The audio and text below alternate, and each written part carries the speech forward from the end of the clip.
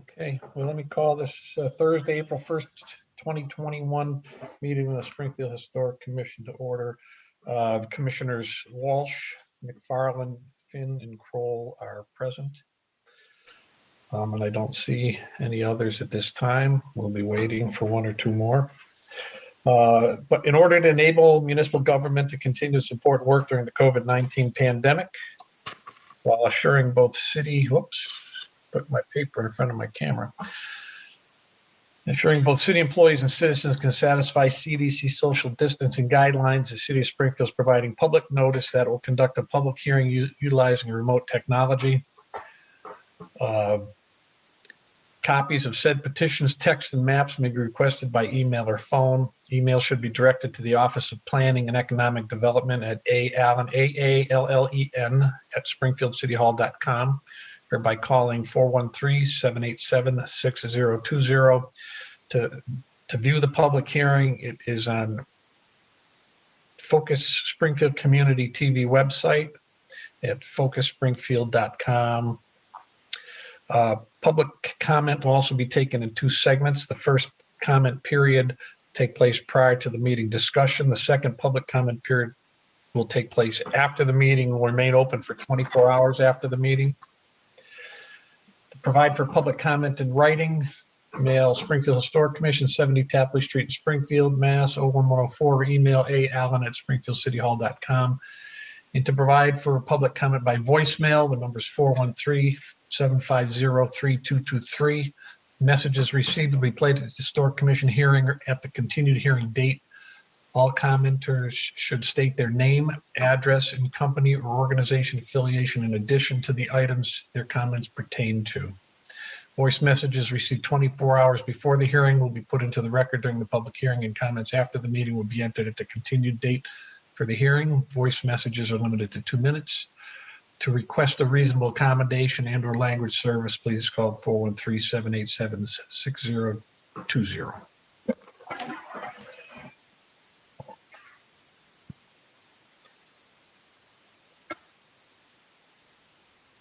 Okay, there's no tabled items, so we'll go to our continued public hearings. Just shut my phone off. The first is 34 Sumner Avenue expansion of the parking lot and relocation of the fence.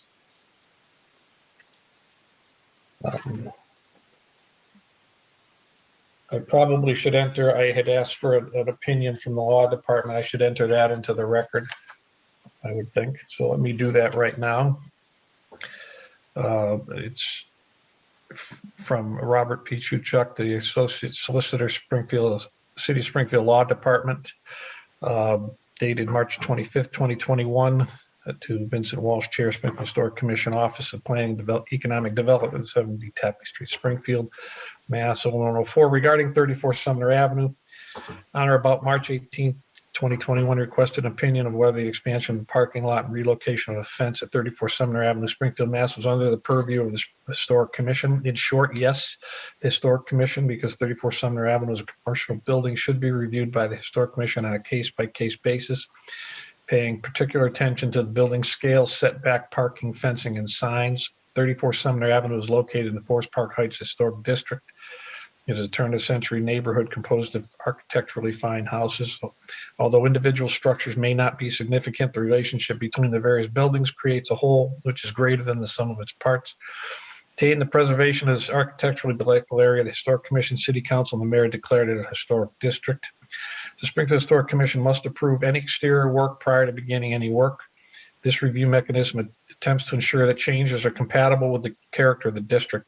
Please note that the landscape with plants, shrubs, and trees is not controlled. In addition, there are 13 categories that can be approved through a certificate of non-applicability, which does not require a public hearing. Of those categories include terrace walks, driveways, and sidewalks, provided they are substantially at grade level. There are, however, rules for commercial buildings, which 34 Sumner Avenue is, because the few commercial structures in the area are not of any architectural interest. The Commission does not intend to control them closely. However, the Commission intends to ensure that further development will be compatible with the district. For remodeling or new construction, the Commission shall focus on the building scale, setback, parking, fencing, and signs. Those shall be reviewed on a case-by-case basis. Should you have any other additional questions or concerns, feel free to contact me. Respectfully submitted, Robert P. So do we have any other public commentary, Alvin, on this? No, we have not received anything additional. So the ones I read in last week is it? Nothing new? That's correct. Okay. Is there anything else that the petitioner would like to add? Yes, please. My name is Daniel Dodge. I'm with NAI Plotkin. I am representing the Sumner Avenue condominiums for this project. NAI Plotkin, I know you need an address. It's 1350 Main Street, Suite 1410, Springfield, Massachusetts. Going through, recalling some of the comments made, one of the comments was made about congestion, and I do just want to state that we're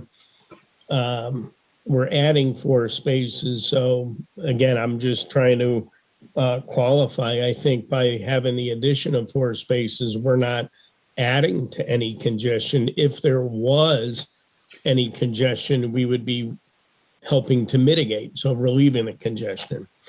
The other comment was talking about a residential parking in the residential use. Commissioners or Mr. Walsh, Chair, may I do a share screen? Yeah, absolutely. Absolutely. Please let me know when you can view it.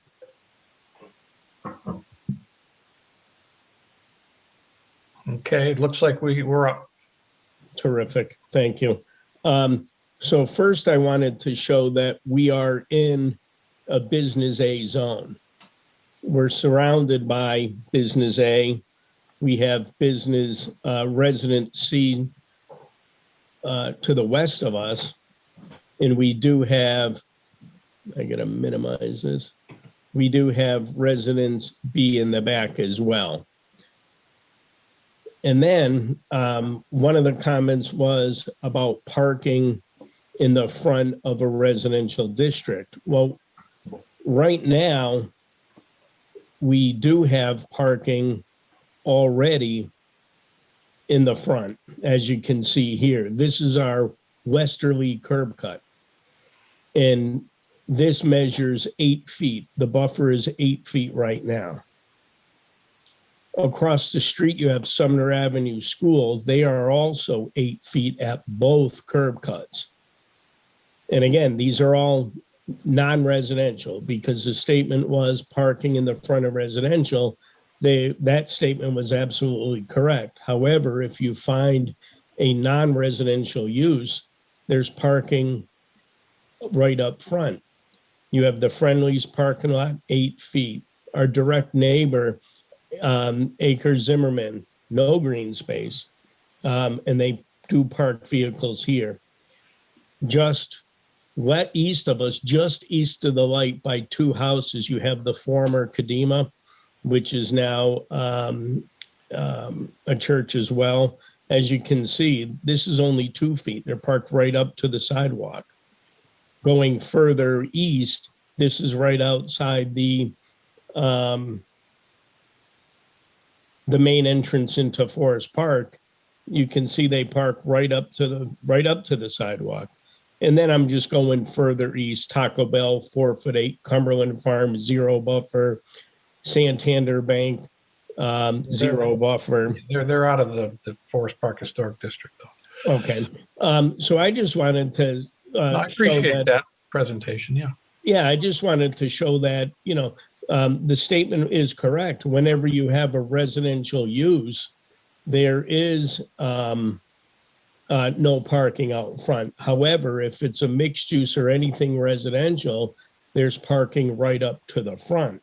And I also wanted to state on our section from the traffic light at Fort Pleasant to the traffic light at Long Hill Street, there's a total of 2 residential curb cuts. One is for a single family on the south side, and one is for a multifamily, which is our direct neighbor. Otherwise, you have 8 more curb cuts, 2 for mixed use, 2 for the school, 2 for retail, which is a former Friendly's, and then 2 at the funeral home. So you have a total of 10 curb cuts, only which 2 are residential. 1 is a single family and 1 is the multi-unit apartment. So let me just double check. I think that was it. Just very quickly, can you send those pictures to Alvin for the record if they? Absolutely. Thank you very much. I'll make sure as soon as we get off the phone, I will email that to Mr. Allen. Awesome, thank you. So that's all I wanted to go. Okay. I'm happy to go through our last presentation if you would like, but I think we're enhancing it. We're not changing any of the grades. We're not changing any of the aesthetics. We're relocating the fence exactly where it is. We're moving it forward just a couple of feet. Okay. Are there any commissioners that have questions for the petitioner? So how many feet are you moving the fence? If you give me 2 seconds, I just want to pull up the proper document. I believe it's only 1'6" to 2 feet forward.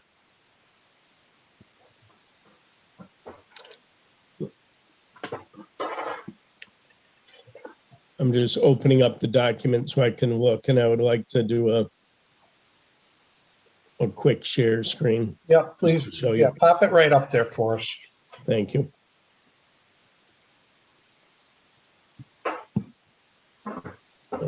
All right, so let me come to the share screen.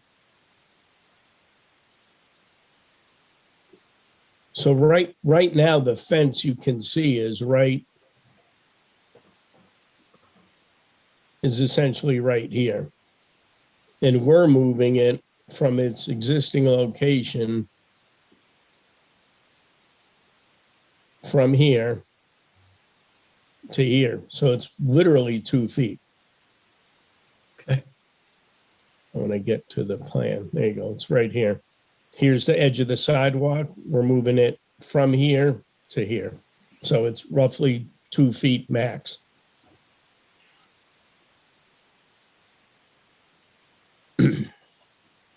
Okay. Anything else? Anybody? Commissioners? Hearing no more commentary, I would entertain a motion to accept this application for certificate of appropriateness for 34 Sumner Avenue. So moved. Okay. Is there a second?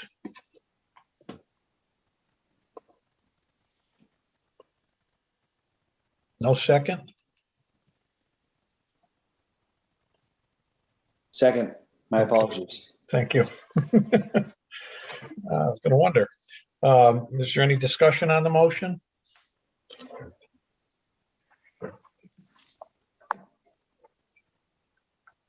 Hearing none, we'll call the vote.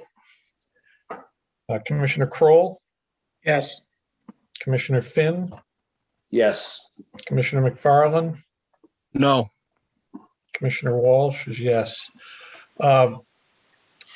Unfortunately, because of the quorum needing 4, that the application is not approved. All right. Well, I do thank the commission for your time.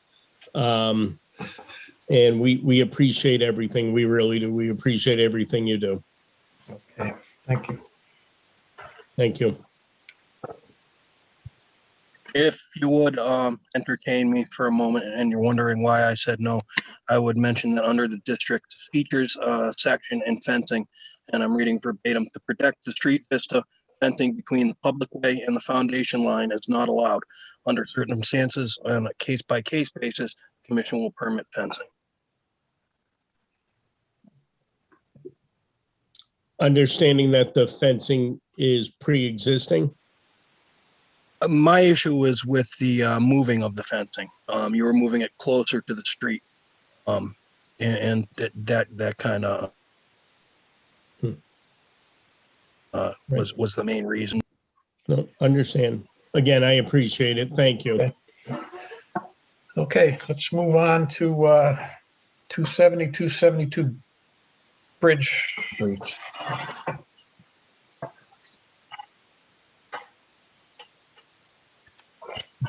Application for certificate of appropriateness to install one set of 22 by 145 with non-illuminated dimensional letters on fabricated aluminum raceway, finished same color as the facade.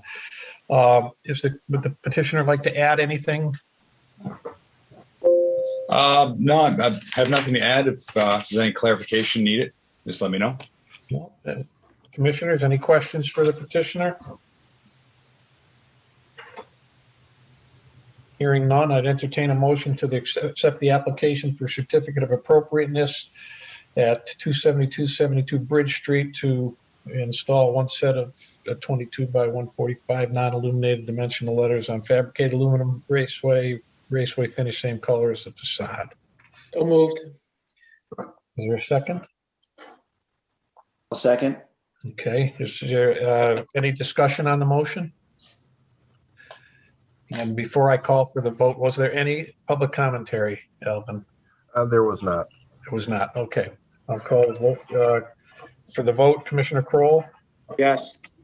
Commissioner Finn, Yes. Commissioner McFarland, Yes. and Commissioner Walsh is yes. So that application is accepted. Passes. Okay. Thank you very much. Okay, you're very welcome. Okay, let's move to 135 Westminster. All right. Yep. This is the application for certificate of appropriateness for a new entry door with no structural changes.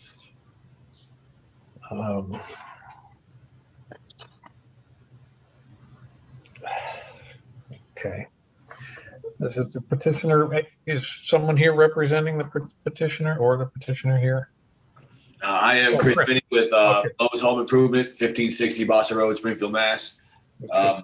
I spoke with the homeowner, and the only thing you guys were asking about the color, she said they plan on keeping it white unless they have to paint it, and they will paint it whatever color they need to.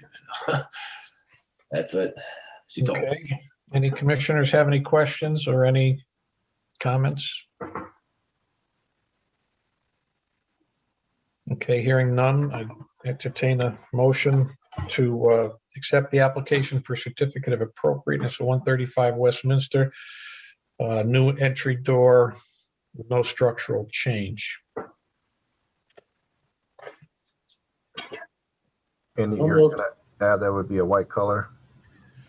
Well, I'm just asking for the motion. The motion could be made. I mean, that's the application is that the motion can be however anybody wants to make the motion. I would recommend that motion have a color added to it or something referenced to color. So if somebody'd like to make that motion.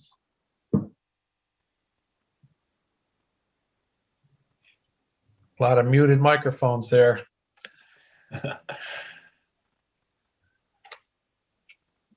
Still waiting for a motion. So moved. Okay, thank you, Commissioner McFarland. Is there a second? Second.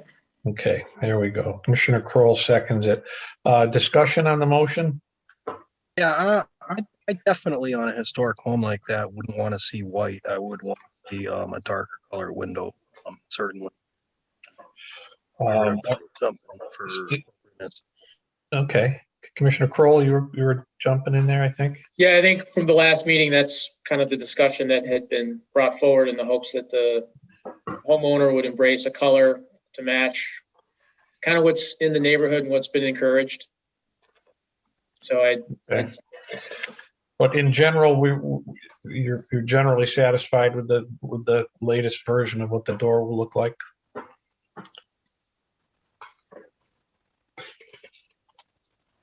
Yes, okay, well, no discussion with that. Any further discussion on the motion? So the motion is for a new entry door, no structural changes to be painted a dark color. Is it any more? I'm not sure how more specific. We just don't want it white. Is that the case? I would say black, dark bronze, very, very deep brown, something appropriate and consistent with some of the other homes in the area. Okay, something dark. Is a dark color sufficient for the motion? Understanding? I believe so. Okay, all right. Any other discussion on the motion? And let me call the vote.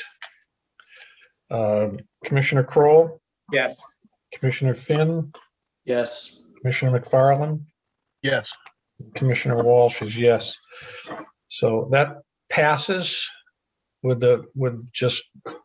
has to be a dark color. Sounds good. Thank you very much, and I'll see you guys next time. Okay, Thanks, Chris. You're All like right. a specialist now. Yeah.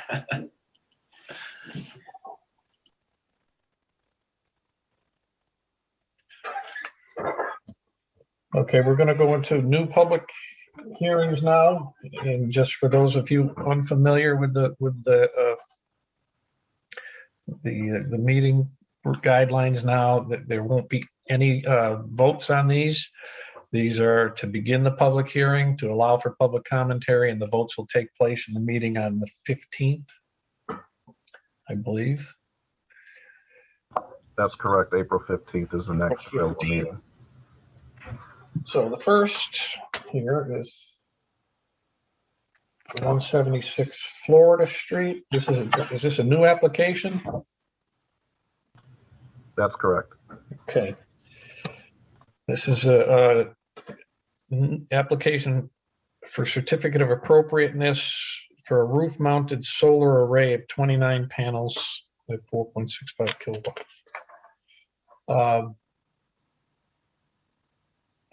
The petitioner would like to update us. Hello, gentlemen. I'm back to see you guys again for 176 Florida Street. We've moved some plans around. My name, once again, is Tony Isaacs. I represent Bright Planet Solar and the homeowner, Mr. Hector Rivera. Our address, Bright Planet Solar, is 5A Street in Auburn, Massachusetts. All right, well, let me just review a little bit here for a second. I apologize. I'm in my office, so I have to kind of keep my mask on. There's other people. That's okay. I figured you were where some other people were. Okay, now, do I have the old one and the new one here in this packet? Both petitions should be in the file. I just want to see what the difference in if there were changes made. I just want to kind of put them side by side here. Yeah, they just made some changes to the setbacks around some of the valleys. That way there'd be fire department walking room if there was ever a fire and they needed to get onto the roof.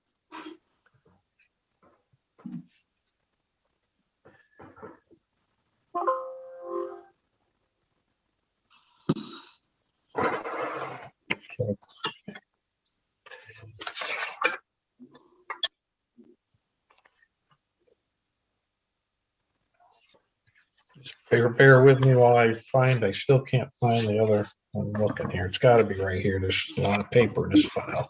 Yeah, one of the plan sets, the old plan set is from March 7th. This newest plan set is from March 18th when they redesigned it with the setbacks. Okay, good, perfect. That's what I need to know.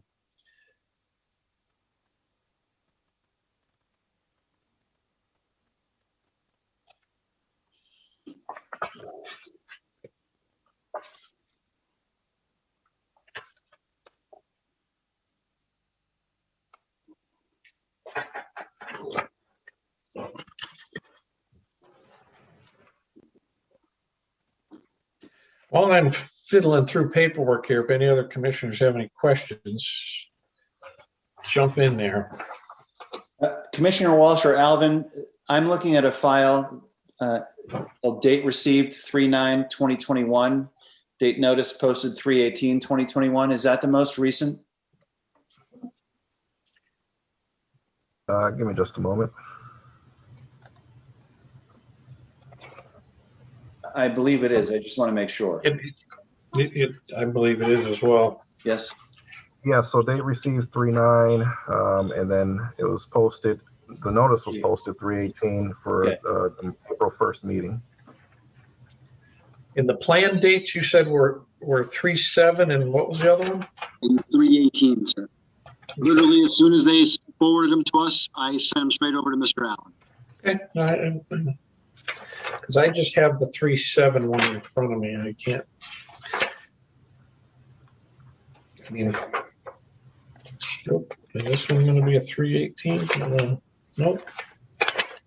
3/18 is the one we got the email, Mr. Chair. Thank you.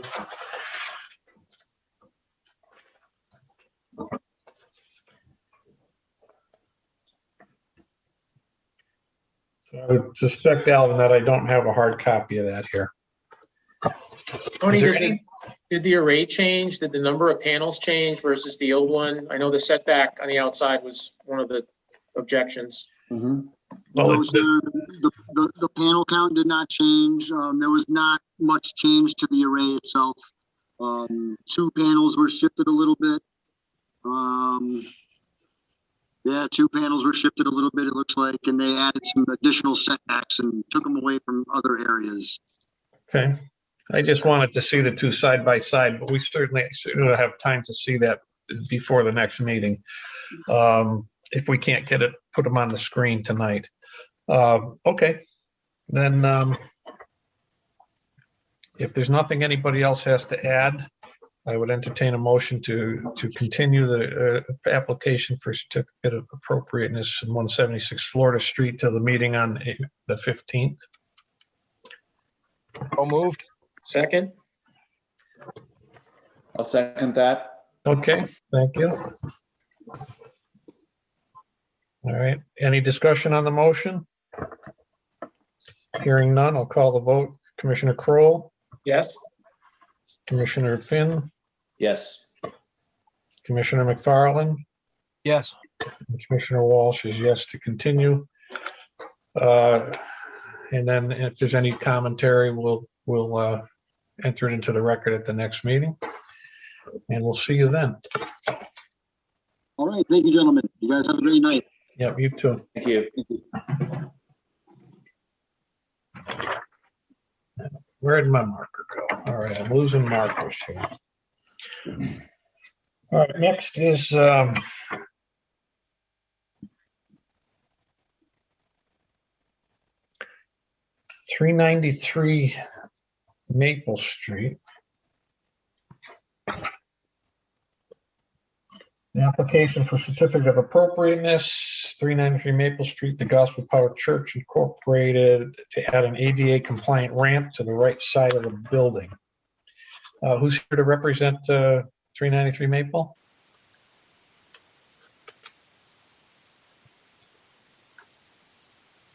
Is there anybody here for the petitioner?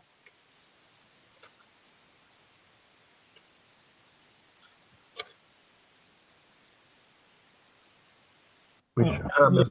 Renson Duca as well as his, I believe, contractor, Mark Wedderburn. Yes, Okay. Because here, and I know that Mark Wedderburn is also here. Yeah, he's just not answering. Okay. We'd just like you to, update, just tell us what's what you're doing. And I mean, we have some renderings here, so just fill us in on what the project entails. So the Gospel Power Church recently acquired this building, 393 Maple Street, and the intention is to use it as an assembly place for the church. Hello. We are putting wheelchairs on the right side of the building.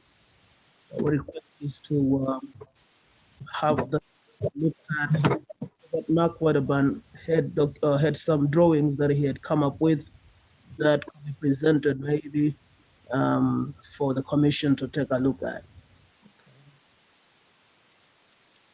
Mark, can you pick it up from there? Hello. Yeah, go ahead, Mark. I'm sorry. I'm having some problem here with my technology. Yeah, so the ramp that's going to be on the right side of the building, which the petitioner is proposing that we use wood with steel railings around, painted black, or iron railing painted black. Is this intended to be a permanent structure, or? Yes, it is. Yes. Okay. So when we're looking at it, all that, the front view, it would simply be the width of the ramp in the incline that you'd be seeing, and then it wraps around the back to where they would enter a door in the back of the building? Correct. Okay. Okay. Any commissioners have any questions of the petitioner? Mr. Wedderburn, what material are you proposing for the actual ramp? And I apologize for my dog. Wood, pressure treated wood.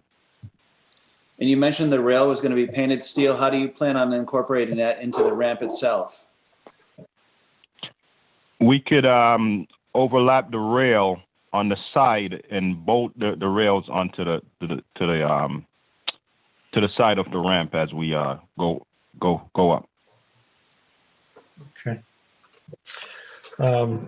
I have just a code question on the ramp. I just wondering if did you double check with the building department relative to what code the ramp has to meet? The ramp has to have an incline of at least one inch per foot, and it has to be at least 6 inch wide. 60 inches wide. Okay, any other questions from commissioners or anything else that the petitioners would like to add? Hearing none, I'd entertain a motion to continue the application for a certificate of appropriateness at 393 Maple Street to add an ADA compliant ramp to the right side of the building until the April 15th meeting to allow for public commentary. So moved. Okay. Commissioner Kroll was a motion, I think, and Commissioner Finn was, do I have a second? Yes. Thank you very much. Any discussion on the motion? All right, hearing none, let me call the vote. Commissioner Kroll? Yes. Commissioner Finn? Yes. Commissioner McFarland? Yes. And Commissioner Walsh is yes. So that's continued to the April 15th meeting to allow for public commentary. Thank you. Thank you.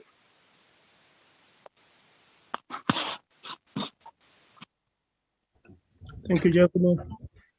Okay. What do we have next here? No other matters proper before the commission, a discussion on Community Preservation Act historic determinations or project reviews. We have 2612, 2616 Main Street. A request for CPA funds for restoration of multi-unit residential structure. So this is looking for determination and support. Who is here to speak on this? Anthony Whitman is here, and also with me, Jacob Hanush. Hanush, how are we doing today? Good. Your address is for the record? Business address is 121 Main Street, Holyoke, Mass. Okay, thank you. We're located on 1163 Main Street. Okay, go ahead. Tell us what's up.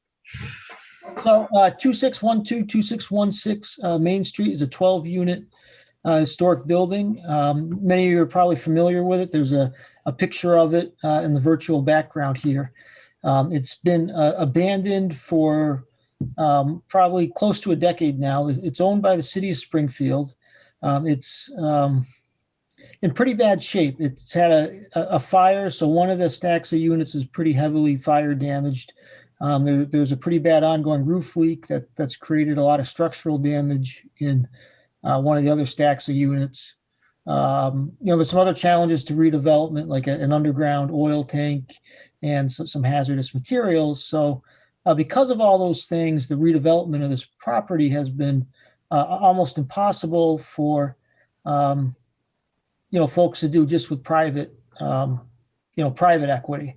So what Jacob and I proposed is a historic tax credit renovation of this.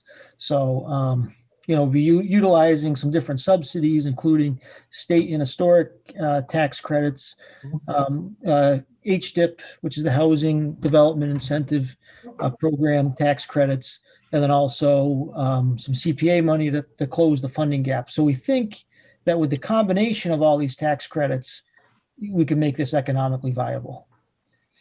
Okay. Any commissioners have any questions? From the record I'm reading here is built in 1907. Yes. Well, I would suggest that it certainly, I could obviously would support the determination that it was historic in nature. I think it's already listed in the Massachusetts Registry of Historic Places or Buildings. I think so too. Yes. Yeah, it is. Well, that makes that one easy. It obviously is a historic building that I would certainly love to see recovered.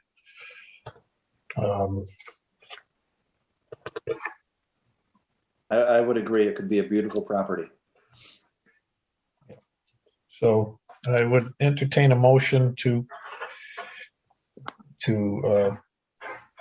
relative to the determination that it has historic significance.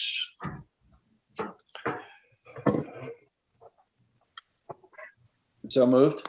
Second, I didn't hear a first. Whoever was muted. Mr. Finn was first. Mr. Finn was first. So moved. Yes. Okay. And a second. Any discussion on the motion? Hearing none, we call the vote. Commissioner Kroll, Yes. Commissioner Finn, Yes. Commissioner McFarland, Yes. and Commissioner Walsh is yes. And then I would also entertain a motion to issue a letter of support for the project. All moved. Second. All right.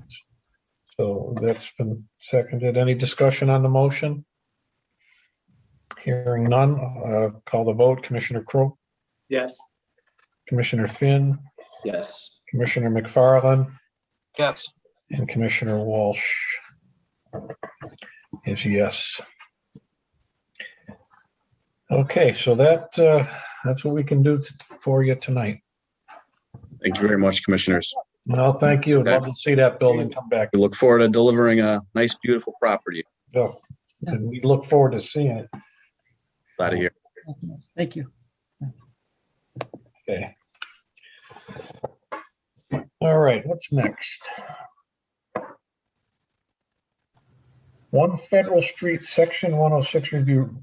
Remove 3 existing antennas and install 6 new antennas, as well as installation of associated equipment.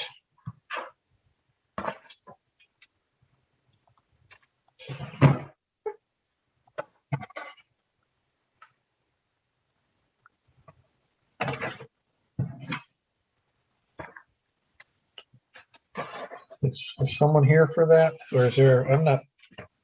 We don't have anyone here for that particular matter. So I guess it's just a matter of whether you guys want additional information. I can request. Oh, okay, yeah, because I was just looking for any information I had, and I don't see that I have any.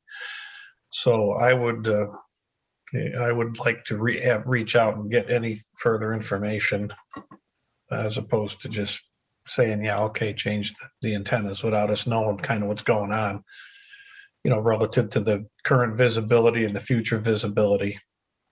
I mean, they're usually not really an issue, but we still need to see a rendering of some kind. So do I need a motion for that, Alvin, or can you just do that first? I can just do that. That's fine. I'm sure they vote for it anyways.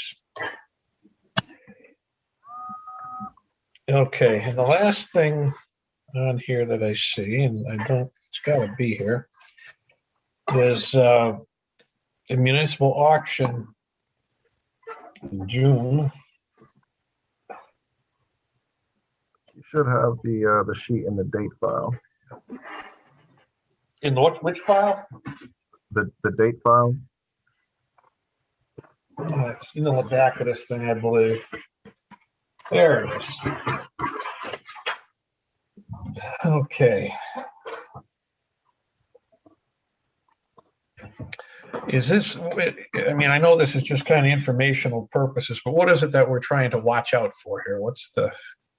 I mean, all of these are actually vacant lots, but typically you guys would be looking for buildings. Yeah. Anything that's municipally owned and older than 50 years old, you guys have purview over. Yeah. Okay. I see that that it's all lots now. Yeah. So if this is just kind of an FYI, do any commissioners have concerns about this? Any questions relative to this list of potential vacant lots list for auction?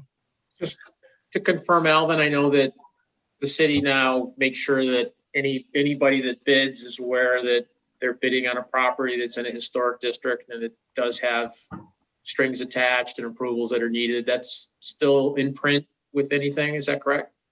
It should be. I know that the Office of Housing is pretty good about attaching stipulations on these lots.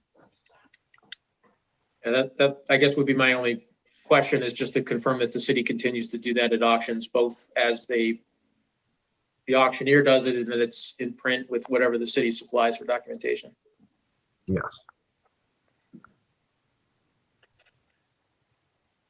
Just writing a note about that. It's just our position that we want to make sure the city continues to notify buyers that there could be potential strings attached to their property purchase. Okay, anybody else on that one? I do. Hey, Alvin, who specifically is responsible for notifying the potential buyer? Jaleesa Davila Ramos. She's in the Office of Housing. She's the one that puts the language, or her and her team are the ones who put the language onto these, whatever documents that they send out for these particular lots. Okay, thank you. That goes out for auction. Yeah, you're welcome. And let's see. Hold on. And then I have a note here about the Mcknight Cpa Grant. So yeah, so these aren't on the agenda, but I just want to give you guys a little bit of information. So in regards to the city of Springfield, or particularly the Office of Plan and Economic Development, we applied for a CPA grant specifically we want to use Mcknight as a trial or for a pilot program. We use Mcknight, and if we're successful in Mcknight, we wanted to roll it out to other areas, other districts in the city of Springfield. But we chose Mcknight, and we received $200,000 from the Community Preservation Committee to address exterior repairs. So in rolling out that program, we did get close to about 30 applications of those. I think it's 30, about 30 applications. Okay. So of those applications, we got back 15 that were eligible, that were complete. We received quite a bit of applications either that, didn't fit the qualifications of our program, whether they want, because our program only covers windows, doors, and painting. So the repair of windows, doors, and then also exterior paint. But we had some folks who came in with applications that, they wanted to fix their porches or they wanted brand new windows.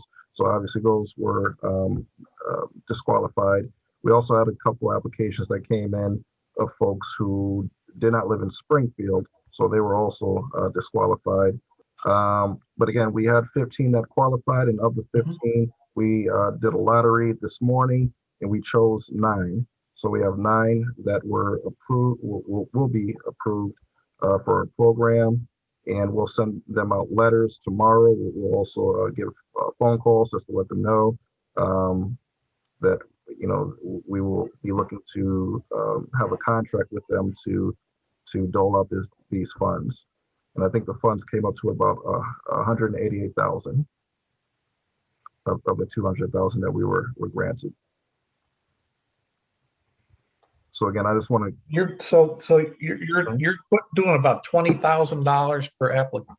Not that couldn't be that much. Sorry, my quick math isn't that good. So what's the average grant going to be? Oh, you're right. Yeah, I think you're about spot Very on. close. Was it about 20,000? It's about 20,000, but again, it depends on the application. It could be anywhere from 10 to 30,000.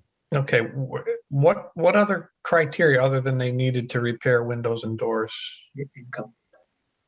Yeah, so it was we had a sliding scale, so they had to income verify. So one. Okay, it was income verified. Okay. Yeah, so one person actually made too much money, so we had to disqualify their application as well. Okay. But majority of everyone else fit within the parameters. But we did approve them on a sliding scale. Okay. It sounds like that amount of money could go to more houses than 9. That's all. And just in general, in my head, it sounds that like that money could be spread out more. But you know, I'm not second guessing you guys. I'm just saying that it feels like it could do more good than 9, because there's a lot of houses that need something.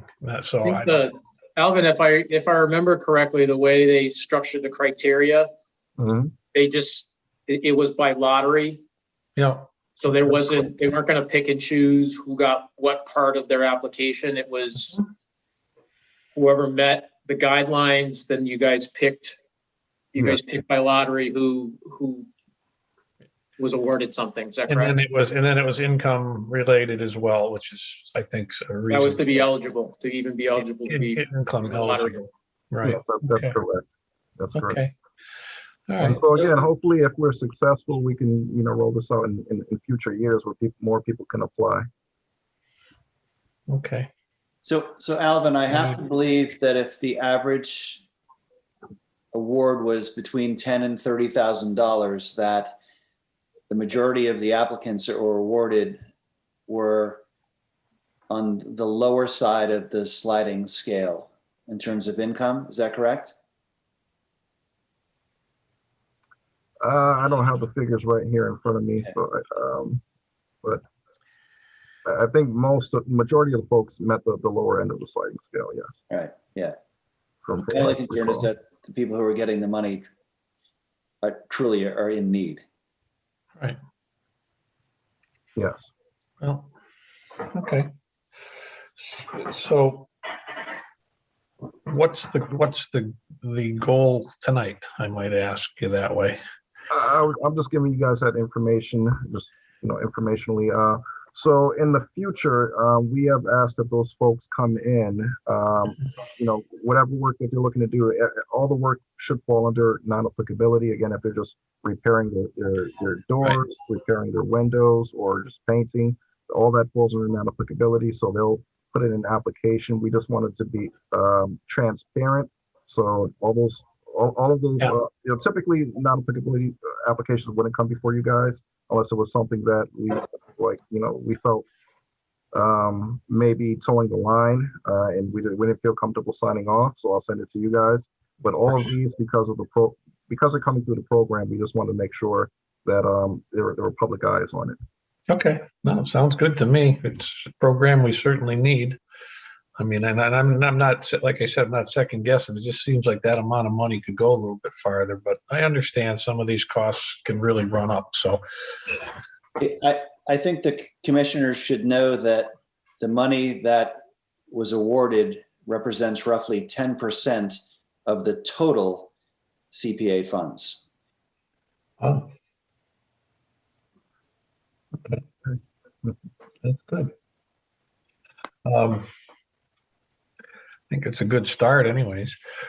Anything else? What else we have on here? We have the last item I wanted to address is, so I got an email today from the city council office.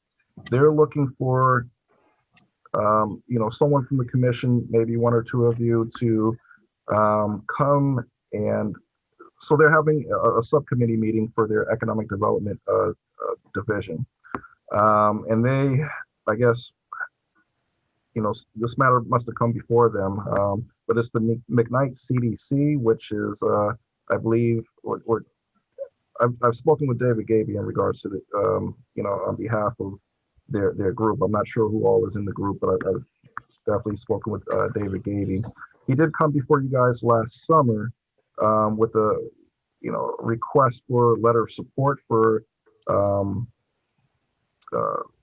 this program that he wants to do in Mcknight, which is maybe somewhat similar to ours, but maybe he wants to expand a little bit more. He definitely, our program only addresses the local historic district. He wants to include the entire Mcknight neighborhood, including the National Register district.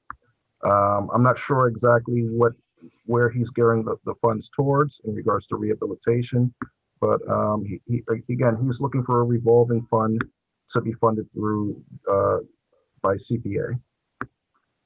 And I think because he is applying for the CPA funds, the city council just wants to get some information from the Springfield Historical Commission, I guess, as to where you guys stand on the matter. okay. And you said that's the 7th at 7 p.m. Yes, it's next week, Wednesday at 7 p.m. Okay. Well, right at this point, I should be able to go. I'll verify it with you tomorrow. I'll just double check and make sure. But right now, I will be able to attend that.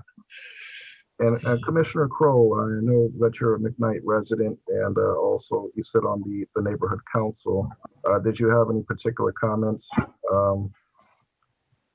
to address? I don't know if Mr. Gaby has gone before the neighborhood council to address this matter. He hasn't. I think at one point last year he had asked to present. We had the executive committee had some questions back to him about Mcknight CDC and the proposal itself and who's on the commission, and we didn't get a response from him, so it never became a topic for a meeting. Okay. So that as far as the neighborhood board goes or the council goes, it's never been presented or talked about at a Mcknight meeting. Okay. Okay. Would I be able to get that information that he presented to us last summer? I may have email record of it, but if I don't, I'll see what I can find. I think I attached the letter of support that was sent out, but I'll find any information that he submitted. Yeah, I'm pretty sure I have it. Just we'll tag team on that one to make sure that I can review it. I don't want to go in there not reviewed what we had in front of us and what we might have talked about a little bit. But obviously anything that can do something good for the Mcknight district, I'm generally in support of. I mean, the structure of it and the application of it is what it would concern me more. And, the city council can deal with that. But anyway, anybody else have any comments on that? Because all we can do is consider something historic and consider that it's a good project. How it's administered doesn't come under us. So, I mean, that's, if it's a good deal and it's administered properly, then it should be, supported. So anybody else? Anything else anybody would like to add to anything? Chairman Walsh, I had sent Alvin a note earlier today saying that I would agree to attend the city council meeting. My only concern was that I actually sit on the CPC committee. So I didn't know if there was a conflict or a potential conflict. Well, I think there is, in a technical sense, in an actual sense, there probably isn't a conflict, but in a technical sense, there probably is, but it doesn't mean you shouldn't go to the meeting. Right. But I would think that if you were the only one from the commission that could go, you may not be the right person, but right. You can be there to support from how you support. So I'll make every effort to do this and to make sure, because like I said, I have the easy job. Do we believe it's historically appropriate to do something like this? Yes. And does the neighborhood, should it have this type of thing? Yeah, I think so. And then it's up to them what happens next. So, but I'll just review what we have from past. And, if I find it tomorrow, Alvin, I'll let you know so you don't have to go crazy looking for it. But,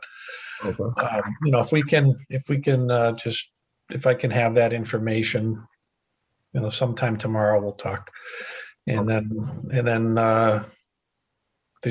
as of right now, I know I can make Wednesday night at 7. Okay, great. All right. I just have one question. For that matter of 176 Florida Street, the solar panels, you guys were looking for additional information. Is that my understanding? Well, that was is that the reapplication? Yeah. Yeah. So, it's subject to commentary again, but I couldn't find, I wanted the before and after diagram because the only diagrams I had in here were from the March 7th. And he said there was another one submitted. It might be in my email. Since we couldn't put it on the screen and I couldn't look at them side by side to see that they really made an adjustment in setbacks to the valleys and the edges. That's all I'm looking for. And if I have it already, I'll just look at it tomorrow. That's what I said. I said, I have plenty of time to find it. If it was in, look at it if it was in my email, because I don't want them just saying, hey, yeah, we're going to move a couple of these around and still not have it fit the setback guidelines and the valley and the edge setback guidelines that we have. Okay, I'll check with him because the last any sort of rendering he sent me was on March 8th. Right. He said there was didn't he say it was March 16th or something like that? Well, 18th is when Alvin sent the email out. The 8th is what's on the actual application. Right, but he said the renderings, he said one of them was March 7th and one of them was March 16th or something like that. Yeah, something like that. It was. But I would like that clarified. But I just want to make sure that they're going to meet the guidelines that we set. So, yeah. All right. Anything else? Seeing none, I'll entertain a motion to adjourn. So moved. Second. All in favor? We're pretty good. All right. Thank you. Thank you, guys.